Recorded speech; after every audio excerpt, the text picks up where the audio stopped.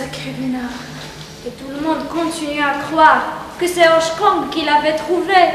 Allez savoir qui dit la vérité. Oshkong nous a si longtemps mis la cornette. À nous tous, que personne n'ose plus le croire. Oui, et dire comment il a lavé la cornette à ce pauvre Malandin pour des prunes. Ne me dites pas que ce qu'on y a de Malandin a eu, c'est affaire à ce diable d'Oshkong. Parlez du diable, il vous surgit. Connaissez-vous la dernière nouvelle? Cela dépend de quelle nouvelle. Il y a tant qui s'écoule depuis le dernier marché. C'est du portefeuille, parbleu. Ah bon, dites-le nous. Eh bien, on l'a retrouvé. C'est pas vrai. Sur ma tête, je le jure. Jurez par autre chose, maître Oshkong. Une tête de malin, ça le connaît. Le portefeuille. Comment avoir m'accusé de trouver et le garder? Eh bien, on l'a retrouvé. Ne me dis pas. Et par qui? Par le valet de ferme de maître breton parbleu. Et même qu'il a eu une récompense de 20 francs. Et qu'à, s'il vous plaît. Et comment? Marius, il sait ni lire ni écrire. As-tu su qu'il s'agissait d'un portefeuille de maître grec? Ne se sont pas déchiffrés à un traître mot. C'est ce qu'il voyait. Le pauvre a rapporté illico le portefeuille à son patron. Car il est breton, maître breton. Il s'y connaît en écriture. A-t-on jamais besoin de lire pour reconnaître l'aspect d'un billet de banque quand il vous tombe sur le nez? Cela s'est passé comme ça. Allons, vieux malin, je la connais votre ficelle. Mais on a retrouvé ce portefeuille. Taisez-vous, mon père. Il y en a un qui trouve, il y en a un qui rapporte. Ni vu, ni connu. Comment pouvez-vous penser une chose pareille? Comment pouvez-vous douter de ma parole?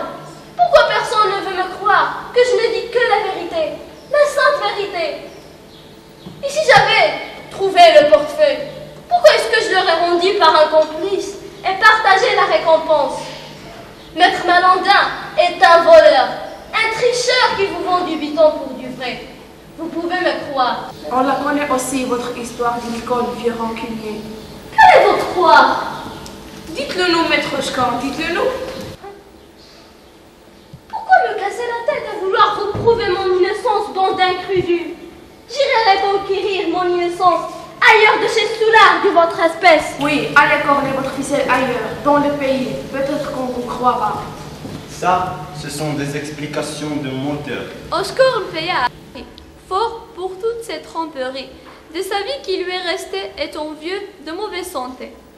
Il devint fou et obsédé pour l'histoire d'une ficelle. Oshkong jeta des dés et perdit sa vieille cervelle. J'ai puisé tous les arguments imaginables. Je ne ménageais aucune raison, ni prétexte, point de preuve. Le résultat reste pareil, toujours le même. Personne ne me croit.